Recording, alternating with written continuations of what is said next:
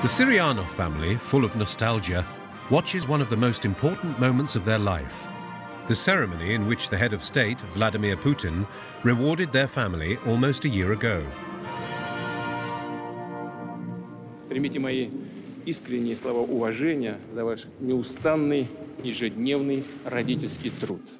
Ее можно без преувеличения назвать миссией, значимость которой для страны, для вас само собой, но и для страны в целом, для нашего общества огромна.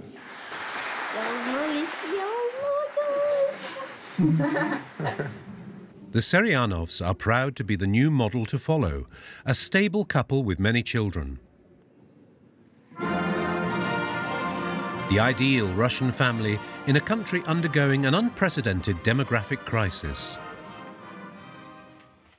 Давай я тебе повешу. На, повесь-ка. Давай, как Путин буду вешать. Красивые мы теперь. Есть же люди, которые вот стоят на грани, вот хотят они, не хотят, стоит, не стоит. Ну, может быть, это тоже кого-то подтолкнул к тому, что пусть будет больше. This exemplary family, honoured by Putin, lives 1,200 kilometres east of Moscow, in Ufa, a working-class city of 1 million inhabitants. They have been living for 15 years in one of these 20-storey towers.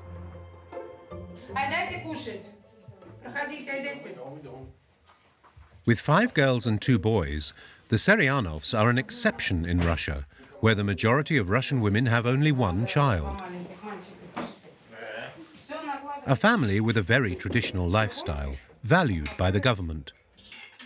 Воскресная у нас сын, когда приезжает, у нас практически всегда такой с кадетки, потому что их отпускают где-то раз в 2 недели. Он у нас, поэтому это стараемся его баловать, чтобы он не забывал домой приходить. Larissa, 46, is a stay-at-home mother. Они вот поедят, потом я уже спокойно сама сяду поем, или уже когда вот они заканчивают есть, потому что все равно что-то надо подать, что-то надо отнести, принести. Ты пришел в гости, потому что надо не знать даже элементарных дел. Кухня это не мое. Я здесь не хозяин. Ну, мама большой капитан. Она всем говорит, то там убраться, то там убраться. Наташа, ты неправильно говоришь. Папа капитан, а папа... мама капитан, а папа генерал, скажи. Генерал. Генерал все командует, да? Alexei, the father, is a private driver for a big boss. He earns 800 euros per month, twice the average salary in Russia. With 7 children, they just managed to squeeze into their 55-square-meter apartment. Вот это наша комната. Супруга здесь, спим на диване. Младшие дочери Таня и Наташа вот здесь у них, 2-ярусной кровати пока. В сетевую школу хожу. Да.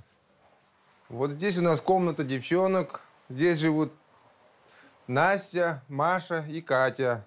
Следующая комната у нас комната пацанов, мальчишки у нас здесь живут. Вот это у нас Володя, здесь Виктор. Alexei and Larissa married at the age of 22 during the Soviet era. At the time, contraception was difficult to come by. Сам-то еще молодой, зеленый. Да, зато сильный. Да, сильный. Да, пытались смеяться. Вот у вас вот нищету плодите, вот типа как бы это, ну... Как бы... Мы говорим, не вашего ума дело. Никто не гадал, не ждал, как бы вот... Просто очень сильно друг друга любили. In Soviet times, big families were frowned upon, as they were the poorest. Today, they are encouraged by the state, offering bonuses of 6,200 euros for the first child. This is 1 year's average salary in Russia. A compelling natalist policy to tackle a serious demographic problem.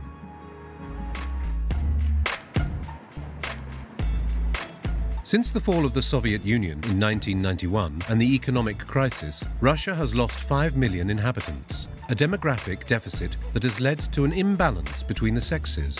There are a lot less men than women, 46% against 54%, and their life expectancy is one of the lowest in Europe.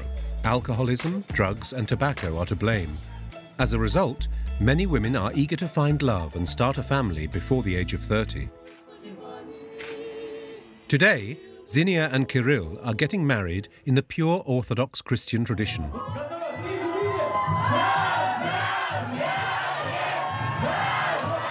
A newlywed couple with very conservative ideas. Есть какое-то, наверное, духовное понимание, что мужчина, он все же, наверное, крепче духом, это раз, крепче телом, два. This patriarchal tradition, shared by the majority of Russian men, is also promoted by President Vladimir Putin himself. He advocates a return to moral order and often displays his masculinity in propaganda. То есть он там летает на самолете, у него черный пояс под дзюдо, он то есть очень активно ведет, активный образ жизни. But Russian women pay a high price for the domination of men. 70% of marriages end in divorce. 2 out of 5 children are raised without a father. Сказала, что я беременна, на что мне ответили, что это твои проблемы. And domestic violence is rampant. 40 women die every day at the hands of their partners, 30 times more than in France. Вот это ножевое и вот это вскрытие. Paradoxically, the state is on the aggressor's side.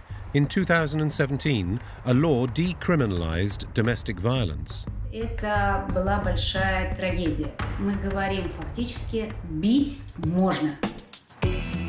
In Moscow and St. Petersburg, however, a minority of the youth are rebelling against male domination in an effort to claim back their sexual and romantic freedom. Поэтому мне кажется, что если есть люди, которым неуютно в том мире традиционных ценностей, и они хотят чего-то другого, то добро пожаловать.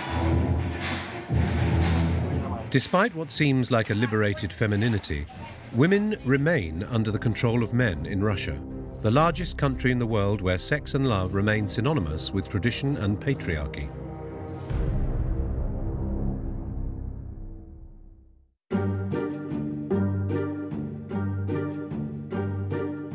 "40 kilometers from St. Petersburg lies the small town of Gachina, famous for its imperial palace and neo-Byzantine churches. It's in this middle-class neighborhood that Xenia, 27, and Kyrill, 28, have decided to settle. He is a cook and she is a hairdresser. The couple met 3 years ago and live together in this comfortable apartment. They are the owners. Поставь чайник. Так, а что мы будем делать? Чаще всего, да, потому что я повар. И у меня, мы даже не договариваемся. Получается, это все как-то быстро, вкусно. Иногда я ее прошу, конечно, приготовить, чтобы она тоже не забывала. Женские руки должны помнить, как приготовить пищу. A week ago, Xenia and Kyrill signed their marriage contract, but for them, the most important thing will be the religious wedding that will take place tomorrow. У мужчины было золотое кольцо, символ солнца, то, что свет светит, да, тепло. А у женщины луна, то есть символ луны, спокойствие, ночь. И вот царское одеяние, пожалуйста. Царица. Царица тут. Это мое первое платье, которое было в ЗАГС. Оно коротенькое. После того, как мы расписались в ЗАГС, у нас не покинул какой-то мандраж. Like 74% of Russians, the newlyweds are Orthodox Christians and are very attached to traditional values. Kyrill is the epitome of Russian macho. Тогда будет муж голодный. Да потом мы сейчас выберем, что будем смотреть, потом... Есть какое-то, наверное, духовное понимание, что мужчина, он все же, наверное, крепче духом, это раз, крепче телом, два, глубже мысли, он и становится главой семьи вот по вот этому. Если, наверное, мнения у нас будут расходиться, да? Ну, хотя навряд ли. То все равно, за Кириллом все равно последнее слово будет. Что-то произошло в жизни, или какое-то принять решение, да? Вот, например, заниматься квартирой, да? Мы не говорим о физиологии в плане телесной. Конечно, сможет. А по духу ей тяжело будет это переносить. Стресс, разговоры, там ругань, бывает всякое. Sexist comments that the bride-to-be seems to accept. Tonight, she will follow the Russian tradition to the letter. She will not spend the night with her fiancé the night before the wedding. Все, пока. До завтра. До завтра, давай. Я буду очень скучать. Скучай, я тоже буду скучать. Xenia has booked a hotel room in downtown Gachina. She will be able to see her husband tomorrow.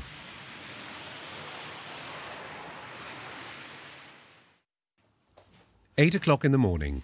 It's the bride-to-be's big day. Доброе утро. Ой, здравствуйте. Не пугайтесь. The hairdresser and the makeup artist have just arrived.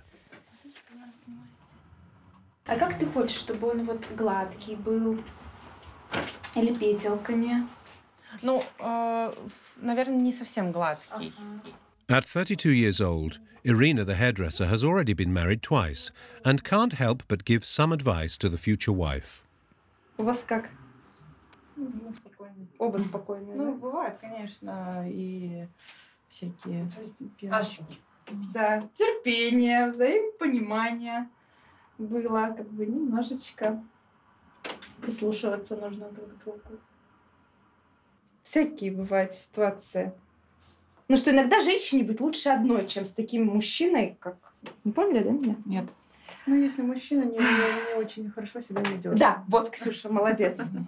Изменяет женщине, ведет двойную жизнь. Лучше женщине быть одной, я считаю. Я это имела в виду. In Russia, 60% of men admit to cheating on their partners. Я уверена и в себе, и в Кирилле. То есть понятно, что все бывает в жизни, но нет, меня это не пугает. Ох, красавчик какой к нам пришел. Привет, красавица. Как это? Ленточки просто в пакетике.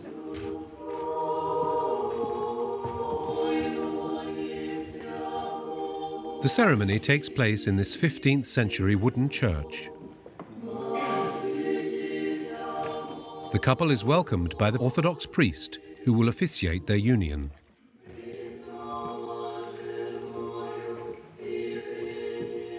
Amongst the guests, Xenia's mother and father, and Kirill's grandmother.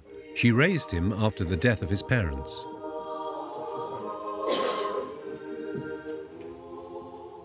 According to tradition, the guests have to stand, and the women have their heads covered with a scarf.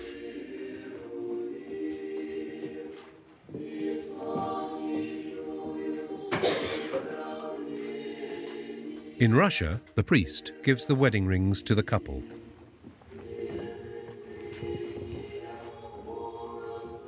Then comes the exchange of vows.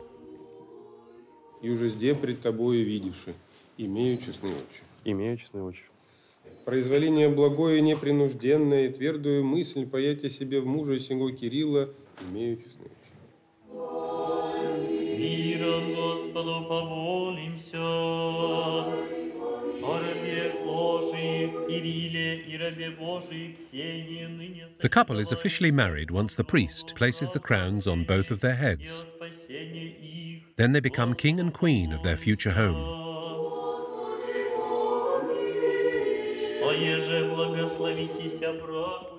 Since the fall of communism, which banished religion from public life, Russians have returned to a spiritual way of life, and the church is trying to establish its moral authority. Наша практика показывает, что люди, которые искренне молятся, у них все-таки лучше получается преодолевать те земные трудности и искушения, как мы называем. Демография – это, несомненно, лучше, потому что люди верующие больше идут на рождение детей. Today, 60% of Russian couples have religious weddings. The wedding party takes place in this guest house with about 40 guests. The decor is modern, but that doesn't mean the bride and groom are exempt from traditional rituals.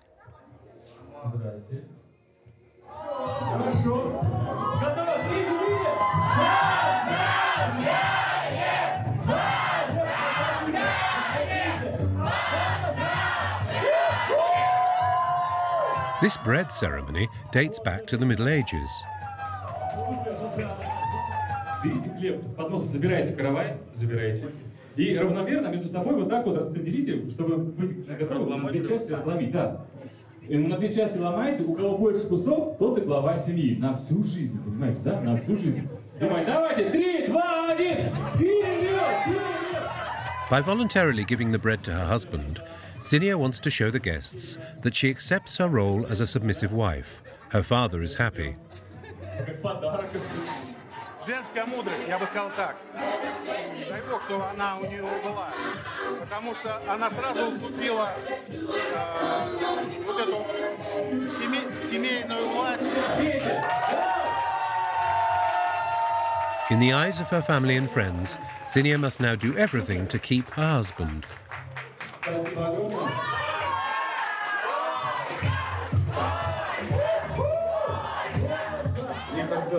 А ты будь нежный, любящий, той, которая всегда ждет домой, которая хранит домашний очаг, у которой всегда есть все для того, чтобы муж понимал, что здесь его ждут.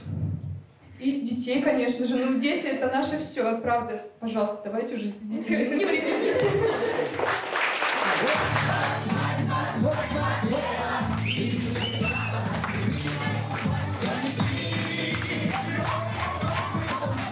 This traditional vision of a couple shared by the majority of men and women in Russia is far from the reality of society.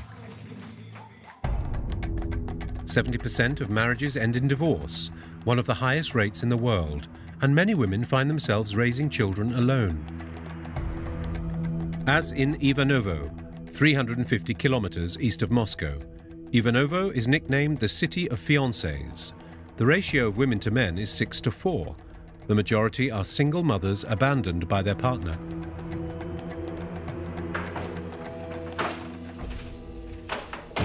It's 4:30 a.m. and Elena, 32 years old, starts her day.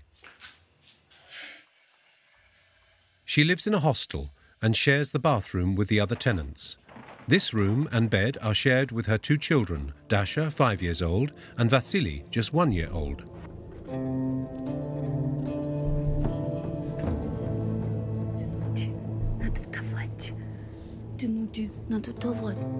Elena is a single mother.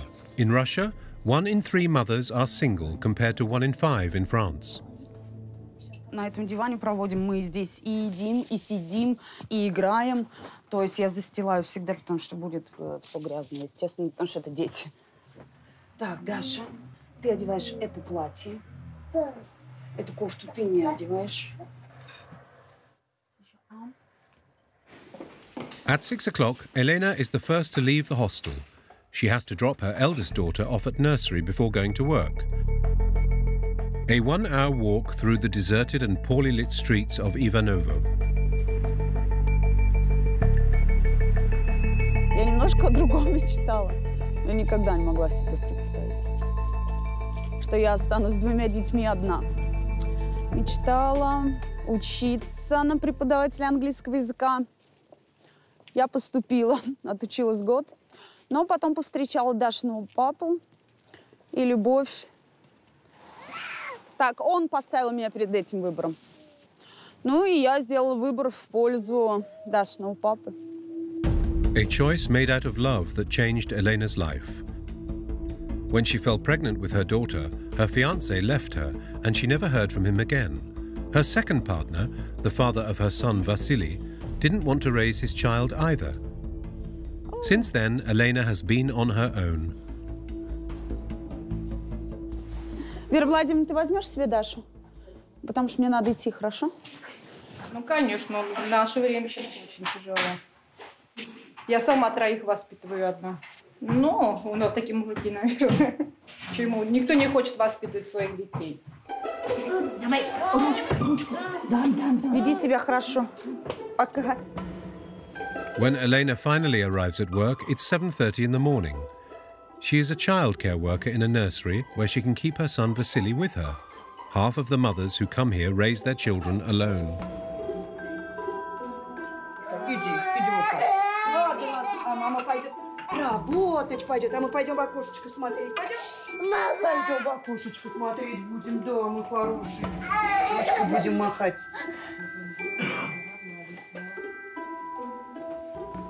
16. А вместе с этой работой 16.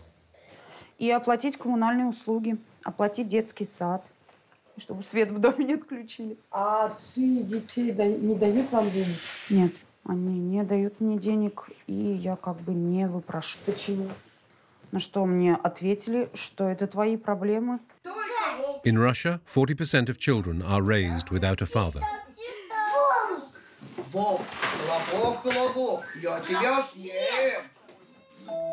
Every day when it's nap time, a group of single mothers meet in the nursery's kitchen.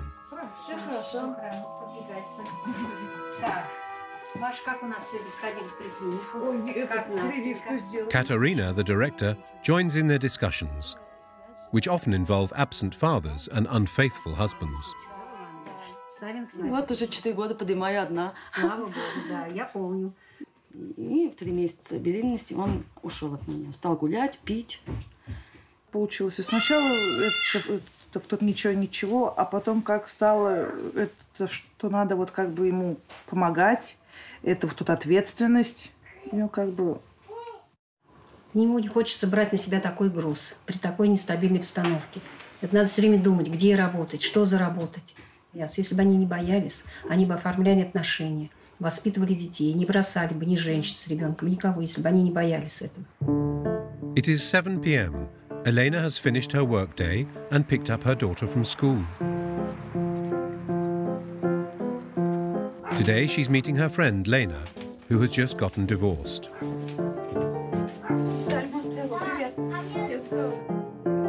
At 30 years old, the two young women despair in the struggle of finding a partner.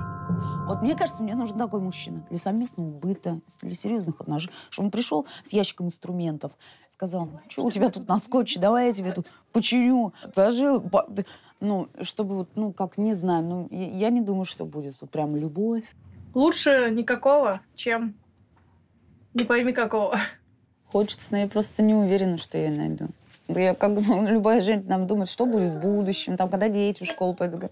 Но я не представляю свое будущее с мужчиной, я не знаю почему. Нет, вы не чувствуете нехватки секса? Я амазонка. In Ivanovo, women seem to be disappointed by love. On top of this, there is the demographic problem that has been affecting Russia for 30 years, the lack of men. Some Russian women have no choice but to look for love elsewhere. Every year, thousands of women leave for Europe or the United States. Some also find their soulmate at the Chinese border. More than 5,000 kilometers from Moscow, Irkutsk in Siberia. This city of 600,000 inhabitants is a real melting pot. It attracts a large number of Asians who mostly come from China, a border country where men outnumber women. Aaliyah is 40 years old and comes from Irkutsk. Мы летим до Китая 2,5 часа, а до Москвы мы летим 5 часов. Как, например, ближайшие города к Москве. Помогает нам Китай все равно. For Aaliyah, living in this region has another advantage. She says that here it's possible to find a reliable and faithful spouse. Конечно, шансов выйти больше, когда такая мультинациональный такой регион. Шансов выйти, конечно, больше. Да, у нас здесь не только китайцы, у нас здесь есть корейцы, буряты, монголы. Большое количество межнациональных браков, да, большое количество. It's in this posh residential neighborhood that Aaliyah lives with her husband and 3 children. June is of Chinese origin. Вы не взяли в момент, да? Нет, не взяли. Aaliyah's husband is the head of a trade company. He makes sure the family leads a comfortable life. A beautiful 150 square metre house with 1 bedroom for each of the 3 children. The couple met 20 years ago at a university in Irkutsk. Да, какой мы молодые были. Хорошие, теплые воспоминания. Было много родственников, было много друзей. But before getting married, Aaliyah faced prejudice from her parents. In Russia, mixed couples are still rare and often taboo in the name of nationalism that is very much rooted in the country. Как я помню, первое впечатление было, Шокирующе. Шок. Потому что в основном русские родители, ну, как, наверное, может быть, любой родитель. Да. У нас теща, подруга, даже специально отрезал языка деда. Там написано, что я хорошо помню. В русской газете... Чувствуй себя как хозяин, но не забудь ты кости. Да. Много китайцев, типа, дома жена есть, и здесь приехала тоже русская жена. Да, но да, когда да, время, да. понятно, что уедет или как, ну, трагедии Да. там какие-то там. Для того, чтобы кому-то нужно гражданство получить, кому-то бизнес поставить, чтобы все документы были готовы. Я паспорт ей показывал, что там написано singer, ну, холостой, single. Ну, то есть холостой там это. Наверное, то, что китайские мужчины много работают. Если они кушают в ресторане, это не значит, что они пришли покушать. Они пришли решать дела в ресторане. Ты приходи домой, помоги дома, ребенок маленький, помоги домой. Ты почему так долго? Почему до скольки ты будешь сидеть? Телефон. Он говорит, Я говорю, хорошо. Тогда бюджет будет, ну как обычно русский, сколько зарплата? 50 тысяч рублей, все, я тебе дам 50 тысяч рублей, и все там. Да. Но потом она уже поняла, что когда приходит, я говорю, ну пошли со мной кушать вместе. Она поняла, что действительно, когда во время ресторана, во время кушать, идут там, мы по делам. By marrying June, Aaliyah also became a businesswoman. She runs a Chinese restaurant that the couple opened in downtown Irkutsk. Ну, все вроде бы в норме. Единственное, что поправить вот те стулья. Here, Aaliyah is the boss. She manages about 20 people, Russian and Chinese. Это наш шеф-повар, который готовит на протяжении уже нескольких лет в нашем ресторане. Да, он из Китая, это Северный Китай, поэтому готовит северную кухню Китая.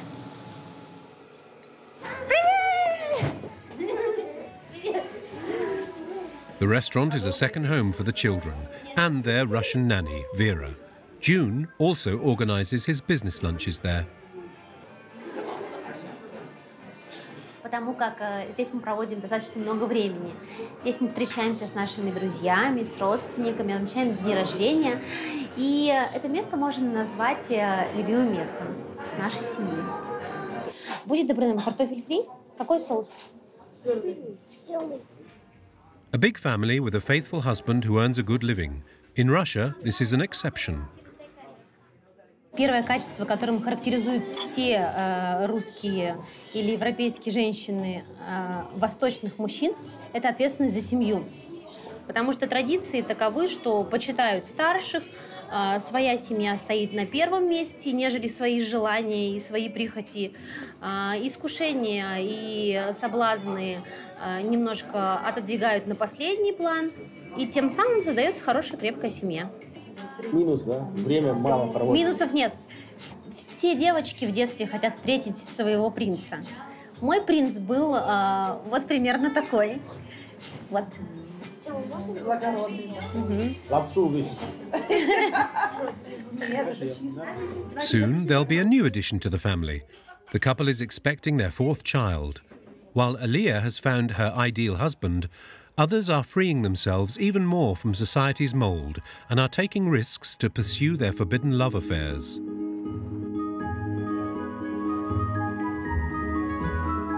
On a sleeper train that connects Moscow to St. Petersburg, a young couple wakes up from a night of passion.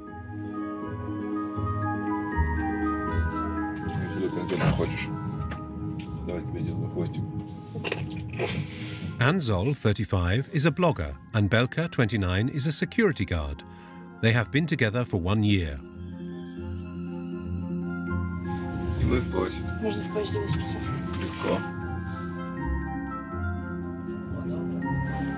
But their family, as they call it, would not be complete without Irene, 22 years old.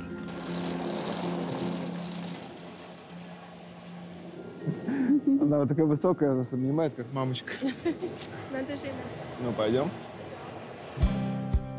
Anzol, Irene and Belka are not a couple, but what they call a trouple. They define themselves as polyamorous, sharing their love between the three of them. They are a tiny minority in Russia and around the world that claim their sexual freedom with multiple lovers. Anzol lives in the centre of St. Petersburg, in a former communal apartment transformed into a private home.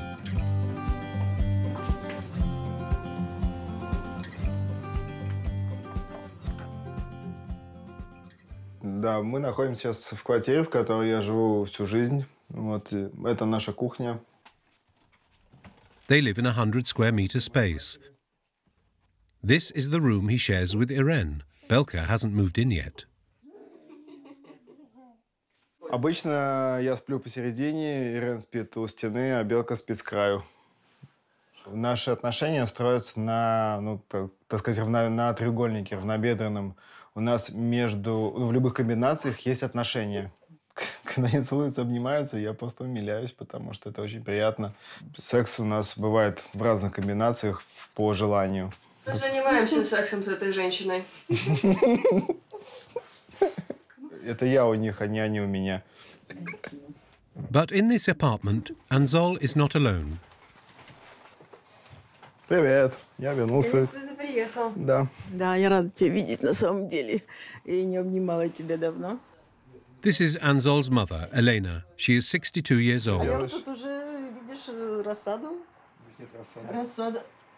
This former tile maker, now retired, comes from a small village in the Volga district. She's very proud of her eldest son.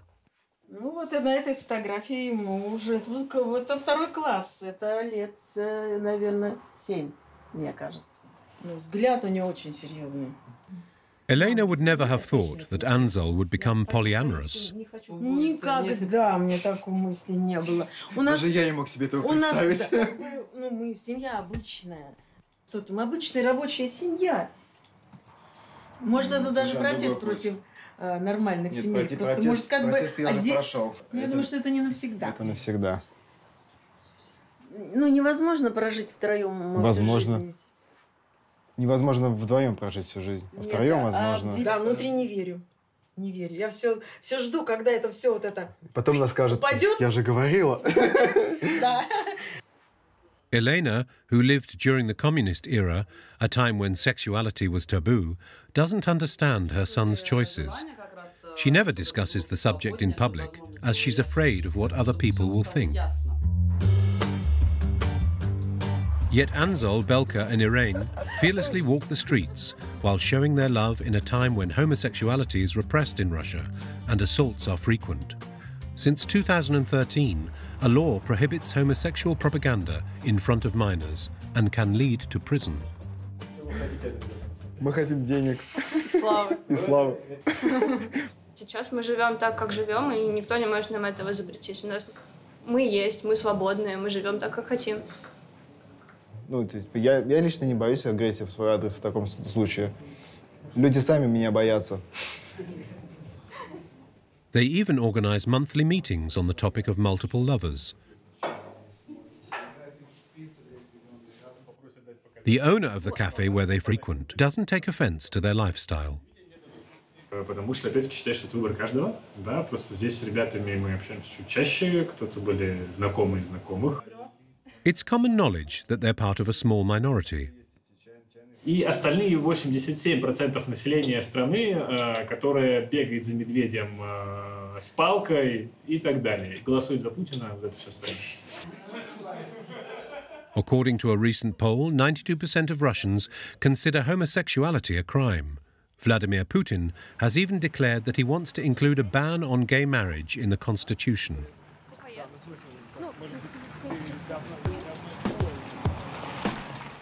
Faced with this conservative society, a part of Moscow's educated and privileged youth wants to break free from taboos and openly campaign for greater moral freedoms.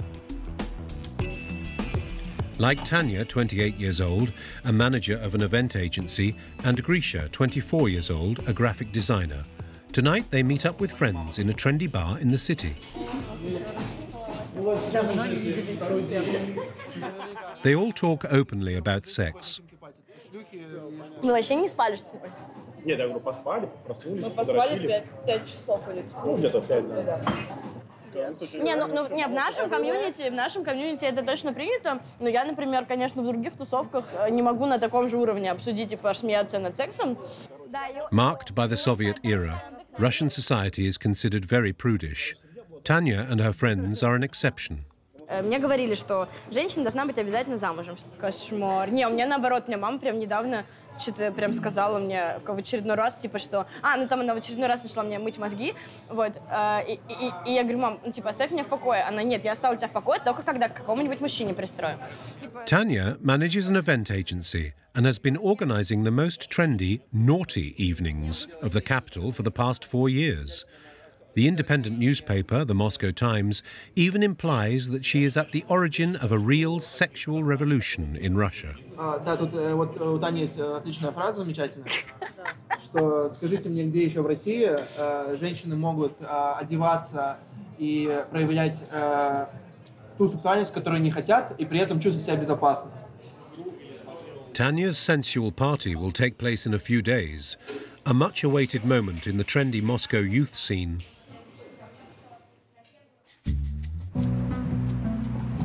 The day before, Grecia joins Tanya at her place. They have been together for a year now, and they have no intention to move in together or get married. Unlike most Russian couples. Tanya, the businesswoman, wants to be independent. Потому что я честно пыталась, у меня был период жизни, когда я старалась готовить каждый день борщ, но я поняла, что это не для меня. Как ты относишься к тому, что у тебя не идеальная патриархальная российская жена, которая не варит тебе борщи каждый день? Я люблю доставку. Хотя бы так вкусно не получилось. Правда. Лично для меня точно я чувствую себя на своем месте. Мне приятно, что я занимаюсь бизнесом, а не кухней. Блин, деньги так скучно. In Russia, 63% of women work. So Tanya is no exception. Grecia, on the other hand, is no ordinary Russian man. Матч? Ну, наверное, в каком-то традиционном смысле нет. То есть я был выращен достаточно сильными женщинами. И, ну, там, наверное, стоит отметить, я школу заканчивал в Канаде. И там, в отличие там, от большинства, не знаю, там, мальчиков, которые родились вот в этом пространстве, я там был подвержен не только там, идеям там, патриархата. Смотри, что я нашла. When they met, Grecia was seduced by Tanya, a reverse on roles normal to the habits of Russian men. Я очень часто делаю сама первые шаги, вот, мне вообще не страшно, и с Гришей примерно так было. Да, начали переписываться. Я очень удивился. But for the party that awaits them tomorrow, this time it was Grecia who took the lead. Я кое-что купил. Это для меня? Да. Класс. Хочешь примерить?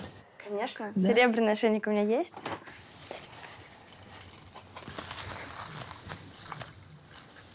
Что, идет мне? Да. Да? Да. Просто есть куча фантазий, игр, желание в них играть, и мы этим занимаемся. Я бы как-то так сказала. Она стесняется, она, да, очень сильно меня любит. Я тоже ее очень сильно люблю.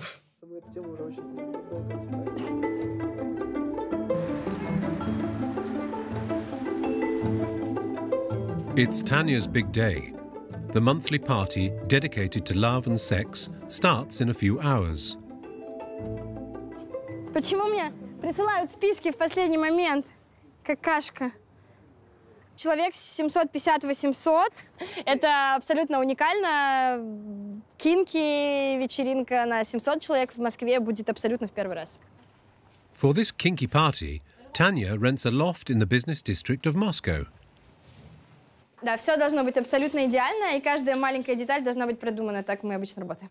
Вот один типа вот сюда, а другой вон в тот угол, вот дверь подвинуть и вот туда поставить. Значит, нам надо поставить туда диван, нам надо вернуться в гримерку. Сейчас диван и стол. On the program, erotic shows, a dance floor and private alcoves for couples. At €80 per entry, this party is reserved for a wealthy clientele. Вов! А мы можем их расправлять? Тяните их побольше, они ужасно мятые. Слушай, а я боюсь на ту вешать качели. Ты уверен, что она крепкая? Vova, like her other workmen, came to help Tanya on a voluntary basis. He too wants things to change in Russia. Это не первый план вечеринки, это, в принципе, хороший проект, который, в моем понимании, и в общем секс-индустрии, и это круто.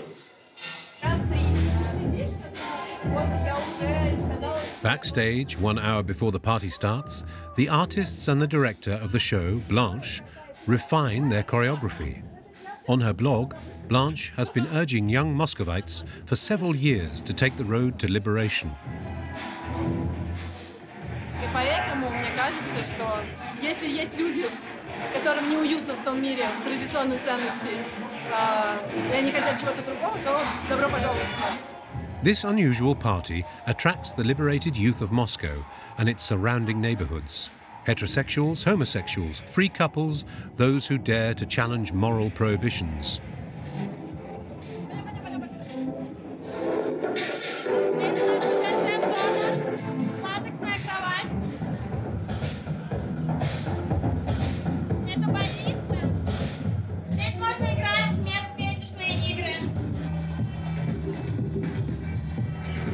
Привет! О, стало намного лучше. Вот, с третьего раза получилось. Полностью мягкий балкон. Вот этот весь балкон, он будет весь мягкий. Там можно будет поваляться, отдохнуть. Все, открываемся. Можешь идти открывать.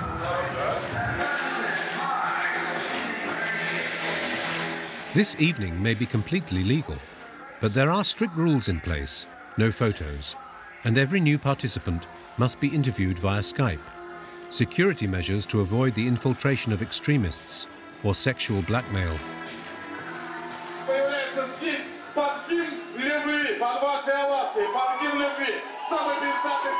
Here, anything and everything is allowed, as long as consent is given. Men and women can both bring their fantasies to life. The organisers ensure the rules are being followed. Это прекрасно. Помогает просто раскрепощиться и чувствовать себя в своей тарелке. Но я очень сомневаюсь, что это что-то меняет во всем обществе. Indeed, these feminist parties remain confidential and reserved for a privileged minority. On the outside, Russian women are still under the control of the patriarchy. Too often, they are even victims of violence.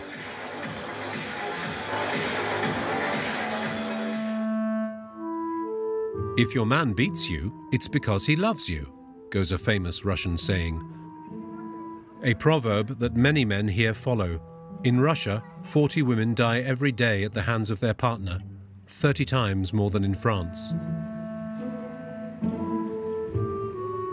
Irina Petrakova, 39 years old, is a survivor. Глеб, тебе уроков, да, еще много делать, правильно я понимаю? This lawyer lives on the outskirts of Moscow with her two children, Zlata and Gleb, 12 and 7 years old. 2 years ago, she decided to buy this guard dog.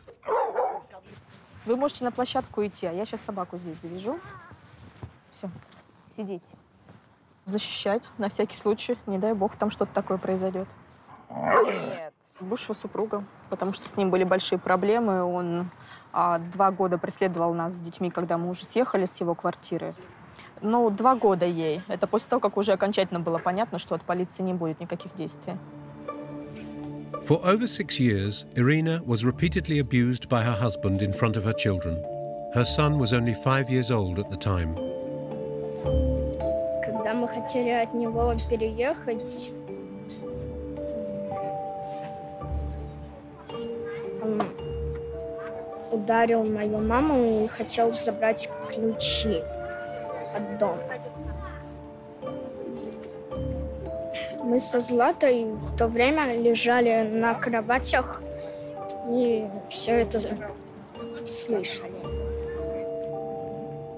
The mother and her 2 children had to move 4 times to escape this violent father.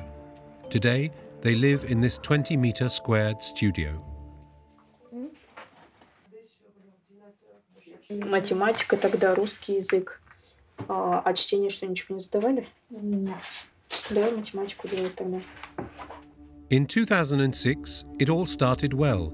After 3 years of living together, Irina married Alexei.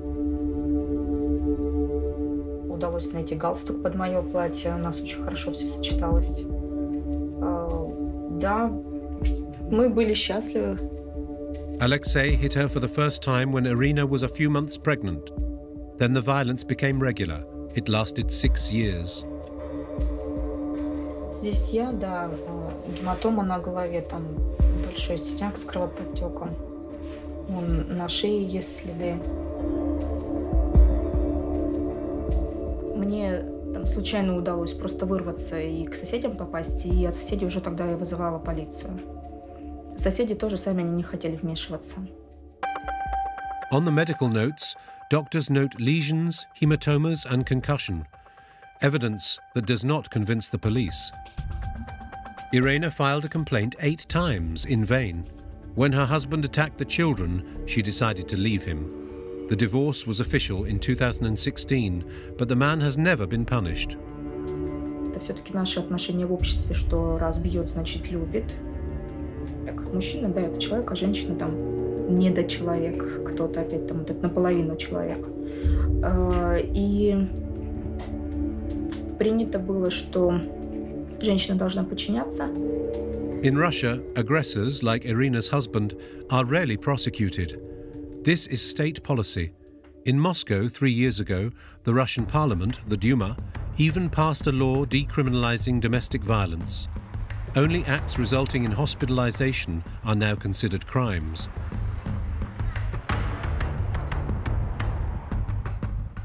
In Vladimir Putin's party, the deputy Oksana is the only one to speak out against this new law. Что с точки зрения как бы такой общественной значимости, это была большая трагедия. Мы говорим фактически, бить можно. Административная мера, наказывают деньгами из твоего же бюджета. И ты еще 100 раз подумаешь, заявлять тебе или не заявлять в полицию. Oksana Pushina is regularly condemned by lobbies of the Orthodox Church because of her stance. Вот такие письма приходят по 100, по 150 в день. Смотрите, значит, написано: исключите Оксану Пушкину из комитета по вопросам семьи, женщин и детей. Меня пугает, куда мы идем. Меня пугает мракобесие. Я не хочу. Oksana has just written a new proposal to counter this law targeting women.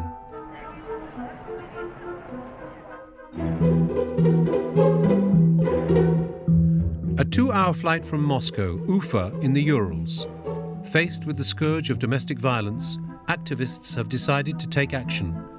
In this tattoo studio, they welcome women from all over Russia to try and cover up their injuries.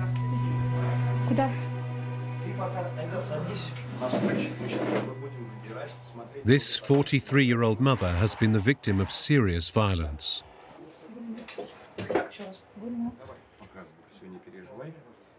Вот это ножевое. И вот это вскрытие, кишки вытащили, промыли, потому что там как кровотечение было внутреннее очень. Ну, я уже умирала, 50 на 30 давление осталось. Каких обстоятельств? Муж шпырнул. Pasha will cover her scars with a tattoo. Gulnaz has chosen a 7-petaled rose, a symbol of renewal. От швов момент, их можно просто, обыграть, и будет такая текстура. То есть, когда ты закрываешь шрам, если его просто... Получается? Точно. Помочь? Заебала, уйди мне. Xenia is the boss of this salon.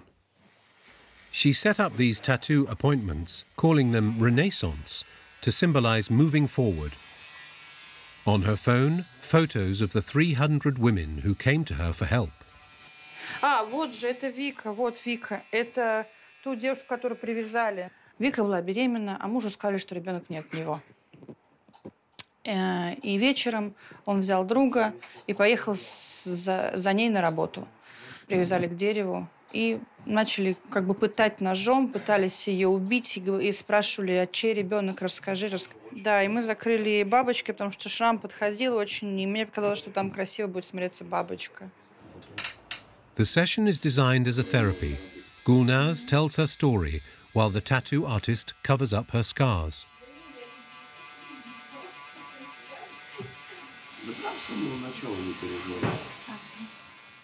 Вечером после ужина приехал муж с работы. Пьяный, обувь зашел, взял нож. Он говорит, зарежу тебя.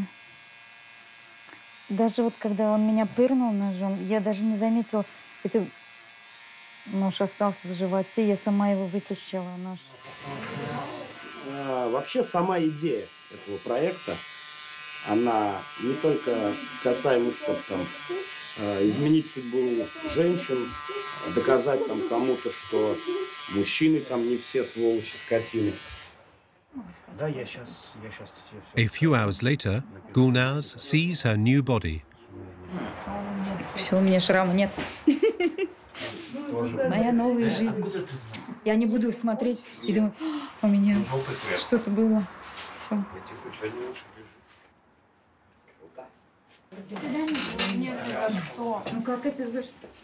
For as long as women like Gulnaz are feeling threatened in Russia, the traditional family model defended by Vladimir Putin and his natalist policy will not be around for much longer. The largest country in the world risks losing 20 million inhabitants within 30 years.